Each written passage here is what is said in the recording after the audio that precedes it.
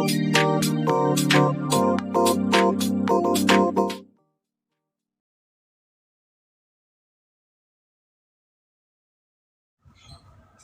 dulur.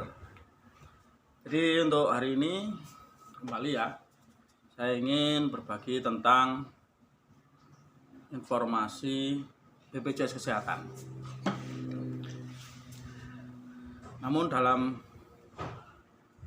informasi kali ini yang ingin saya informasikan adalah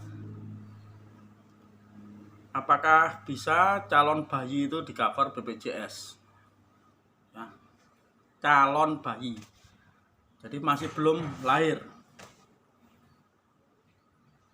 Apakah bisa di-cover BPJS? Simak informasinya berikut, tapi jangan lupa sebelum lanjut tekan subscribe, tombol lonceng notifikasinya, dan share ke dulur-dulur semua. Kehamilan adalah anugerah ya dulur. Jadi kehamilan itu adalah anugerah yang memang diinginkan semua pasangan ya, suami istri. Oleh karena itu banyak hal yang harus dipersiapkan ketika menjelang persalinan atau ketika kehamilan itu datang. Dan karena justru kehamilan ini banyak asuransi yang memang tidak mengcover ya, tidak mengcover kehamilan. Kenapa?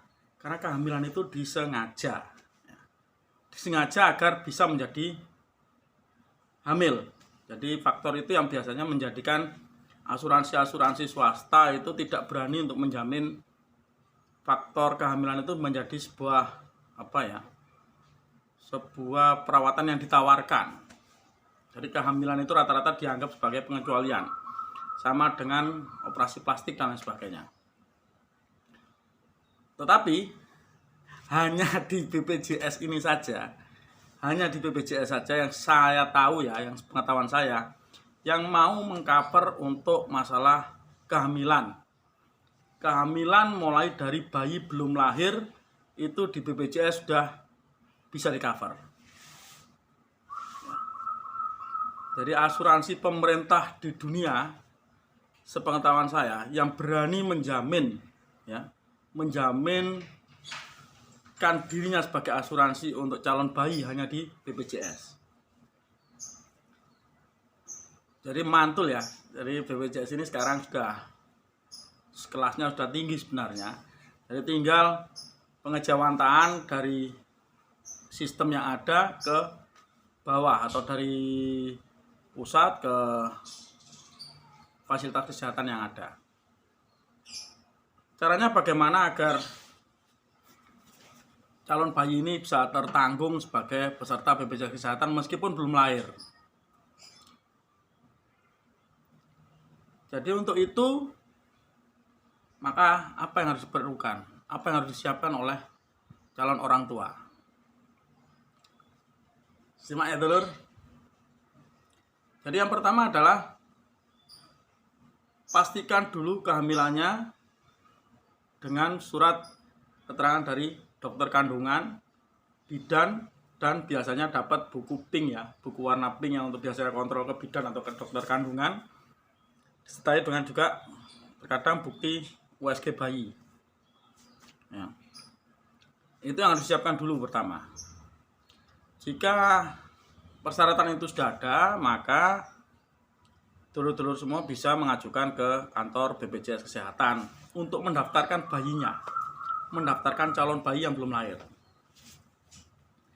Jadi calon bayi ini bisa didaftarkan begitu setelah bayi punya nafas ya. Jadi setelah 4 bulanan ya, itu bisa kita daftarkan menjadi peserta BPJS.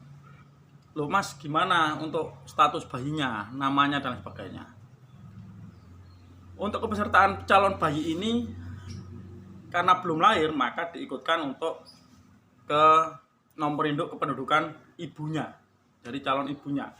Jadi nanti di kartunya, kartu sementara itu sampai dia lahir dan akan diganti ke kartu yang sesuai dengan namanya, itu sementara akan mengikuti nama ibunya. Jadi cukup datang ke kantor BPJS, kemudian membawa persyaratan seperti biasa. Jadi ada KTP, KK, buku nikah, surat keterangan dari dokter kandungan, ya, Kalau bisa disertai ya dari dokter kandungan ya, bukan hanya dari bidan ya. Yang ada USG-nya juga. Karena di situ juga nanti akan tertera untuk tanggal perkiraan lahir ya. Hari perkiraan lahir atau HPL. Jadi itu yang diperlukan. Setelah itu baru nanti data si anak ini, si calon bayi akan diambilkan dari nomor induk kependudukan ibunya.